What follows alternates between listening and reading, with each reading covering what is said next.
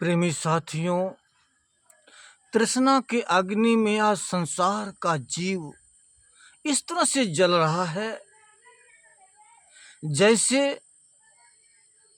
अग्निकुंड में घी डाला जाए। उस तरह से तृष्णा का शिकार होकर जीव संसार में भ्रमित है, क्योंकि तृष्णा एक बहुत प्रबल शक्ति है।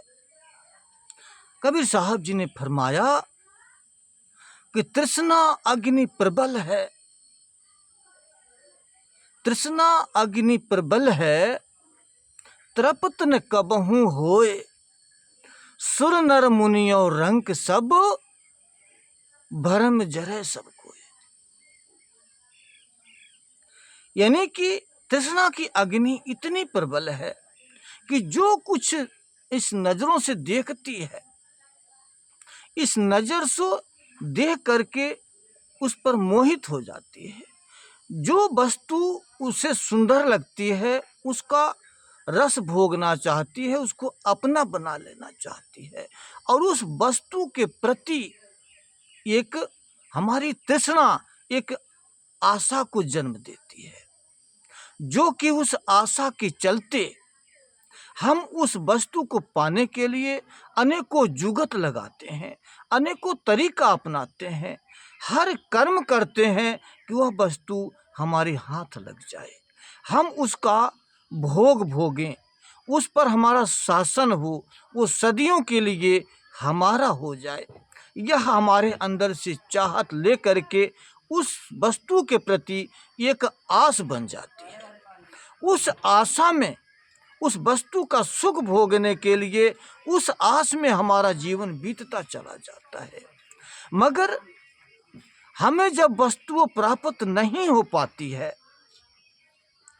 तो हमारे अंदर से एक ऐसा भाव पैदा हो जाता है कि हमें वस्तु क्यों नहीं प्राप्त हुई, और किसी दूसरे को वस्तु अगर मिल गई तो उसके प्रति हमारी जो आशा जो है निराशा में बदल जाती है, और उस निराशा के चलते हमें हमारे जन्म में एक जो है एक निराशा एक ईर्ष्या को जन्म देती है, जो कि हम उस व्यक्ति से एक ऐसा ईर्ष्या हमारे अंदर हो जाता है, हमारे अंदर एक जलनशील बन जाता है कि हमारा हृदय में वो अग्नि जलती है कि हमें वस्तु क्यों प्राप्त नहीं हुई। कर्म और कोशिश तो हम करते ही थे, मगर हमें क्यों नहीं मिली, और उस व्यक्ति को क्यों मिल गई।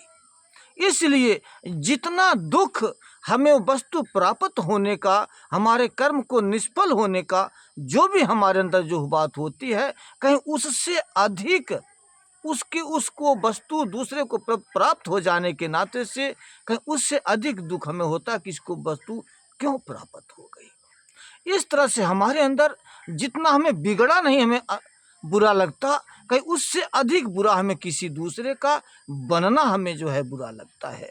इस तरह का ईर्ष्या भरा जीवन हम सदियों से जीते रहे हैं और यही जीते रहते हैं, और वो ईर्ष्या किसी दूसरे को नहीं जलाती, वो हमें खुद जला देती है। क्यों, कैसे जलाती है कि हम जितने भी हमारा जीवन जो मिला था परमार्थी जीवन जीने के लिए मिला था, दूसरों को दुख दर्द बांटने के लिए मिला था, दूसरों को सहयोग करने के लिए, दूसरों के उपकार के लिए मिला था, उस कुल मालिक के सुमिरन भजन बंदगी करके अपने जीवन को सार्थक बनाने के लिए मिला था। लेकिन हम ईर्ष्या में पड़ करके अपने ऐसे स्वार्थी जीवन जीते हैं, दूसरों को बुरा देखना शुरू कर देते हैं, तो हम दूसरे पर क्या दया करेंगे, दूसरे पर क्या हम रहम करेंगे।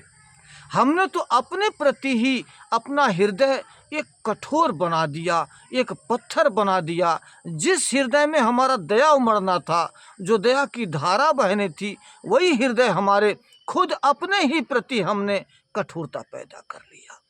कैसे पैदा किया कि हम अपने पर ही तरस नहीं खाए, अपने पर ही हमने दया नहीं किया, कि जो भी हमारे कर्म थे सभी स्वार्थी थे, अपने स्वार्थ में दूसरों को तंग किया, दूसरे को हमने अपमान किया, दूसरों को लूटा, दूसरों को तंग तराश करता रहा, अपना स्वार्थ हम पूरा करते रहे, जो कि वो कर्म की गठरी, वो कर्म की डोरी हमें ऐसे कर्मों में बांध दिया कि हमें वो कर्म की डोरी एक दिन काल के गाल में झोंक देती है।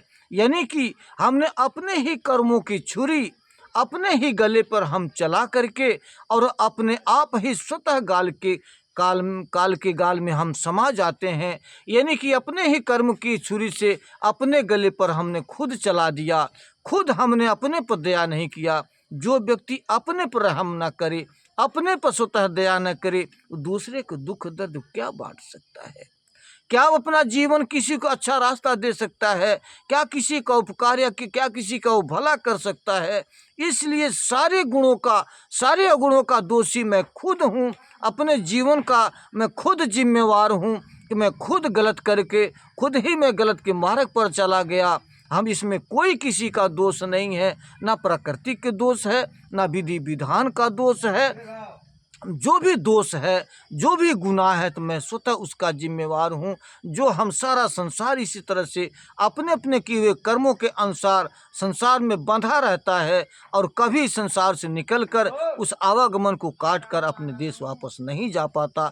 यही कारण है कि जीव संसार में बंद करके नाना प्रकार के दुखों को भोग रहा है और दुख भोगते भोगते यहाँ का एक जड़ रूप हो चुका है। जैसे कोई पौधा की जड़ बन जाता है और वो यहीं पर सैकड़ों वर्षों रह जाता है, उस जड़ रूप माना जाता है। उसी तरह से हम भी यहाँ के जड़ रूप बन करके एक पत्थर जैसे जीवन व्यतीत कर रहे हैं, जिसका हमारे कोई हिसाब ही नहीं कि हम कब संसार से निकलेंगे और हमारे आगे की गति क्या होगी, हमें कुछ नहीं पता। अपने कर्मों के बंधन में हम खुद ही बंध चुके हैं। धन्यवाद। मैं आप सबसे विदा चाहते हुए मैं आप सबसे विदाई चाहता हूँ। धन्यवाद। साहिब बंदगी।